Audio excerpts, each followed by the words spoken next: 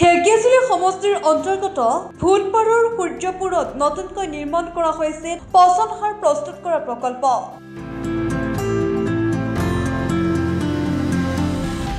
ঢেকিয়াজুলি সমষ্টিৰ ভূতপাৰৰ সূৰ্যপুৰত নতুনকৈ নিৰ্মাণ কৰা পচন সাৰ প্ৰকল্পৰ আজি শুভ উদ্বোধন কৰা হয়।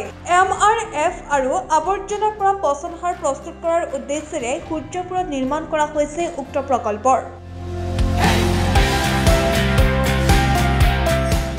পচন সাৰ প্ৰস্তুতৰ বাবে নিৰ্মাণ কৰা প্ৰকল্পৰ আজি শুভ উদ্বোধন কৰে অসম চৰকাৰৰ কেবিনেট মন্ত্ৰী অশোক সিংহলে।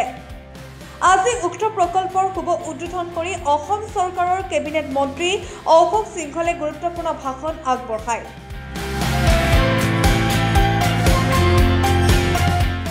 আজিৰ উক্ত উদ্বোধনী অনুষ্ঠানত শোণিতপুৰ জিলাৰ আয়ুক্ত অংকুৰ ভৰালী, শোণিতপুৰ জিলা বন বিষয়া, ঢেকিয়াজুলি সম জিলাৰ আয়ুক্ত দ্ৰবিতা বৰা লগতে ঢেকিয়াজুলি পৌৰসভাৰ পৌৰপতি সুস্মিতা দাস, উপ পৌৰপতি তুলিকা শইকীয়াৰ উপৰিও স্থানীয় ৰাইজো উপস্থিত থাকে।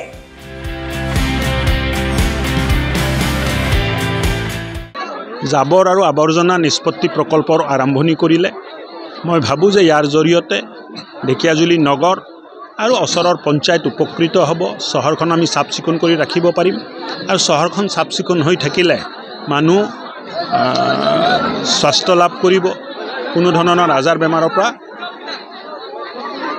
মুক্ত হৈ থাকিব বুলি মই ভাবোঁ। আৰু মোদী ডাঙৰীয়াৰ যিটো সপোন, স্বচ্ছ ভাৰতৰ যিটো সপোন, এই সপোনো বাস্তৱ হ'ব। আজি এটা আমাৰ ঢেকিয়াজুলি পৌৰসভাৰ কাৰণে এটা ভাল দিন বুলি ক'ব লাগিব, কাৰণ ইমান দিনীয়া ৰাইজৰ এটা যি সমস্যা আছিলে, আজি এই সমস্যা আমাৰ মন্ত্ৰী মহোদয়, আমাৰ স্থানীয় বিধায়ক অশোক সিংহল ছাৰৰ মানে প্ৰচেষ্টা তৎপৰতাত আজি এইটো শুভাৰম্ভ হ'ল। আৰু ইয়াৰ দ্বাৰা মানুহৰ ৰোগ বা বেমাৰ আদিৰ পৰাও হাত সাৰিব পাৰি বুলি আমাৰ ছাৰেও কৈছে। আৰু বিশেষ তেনেকুৱা একো ক'ব লগা নাই। ইয়াত আছে মাত্ৰ ধৰক আমাৰ প্লাষ্টিক, তাৰপিছত লোহা, প্লাষ্টিকৰ বটল, এইখিনি ছেপাৰেট কৰিব আৰু ইয়াৰ যি জাবৰিৰ পৰা পচন সাৰ তৈয়াৰ কৰিব, এইখিনিয়ে ক'ব লগা। আজি এইটো আমি জাবৰ নিষ্কাশন প্ৰকল্প আৰম্ভ কৰিছোঁ। ইয়াত প্ৰথমে আমি লখিমপুৰত কৰিছিলোঁ, এইটো আমাৰ 2 নম্বৰ হ'ল।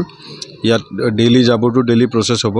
এতিয়া জাবৰ জমা হৈ নাথাকে, প্ৰচেছ হৈ পেলাই আমি ইয়াত জৈৱিক সাৰ উৎপাদন কৰিম এইটো জাবৰেদি।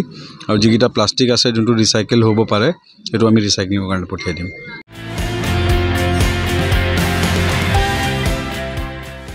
ঢেকিয়াজুলিৰ পৰা প্ৰশান্ত বৈশ্যৰ ৰিপৰ্ট, ৰিপাব্লিক নিউজ।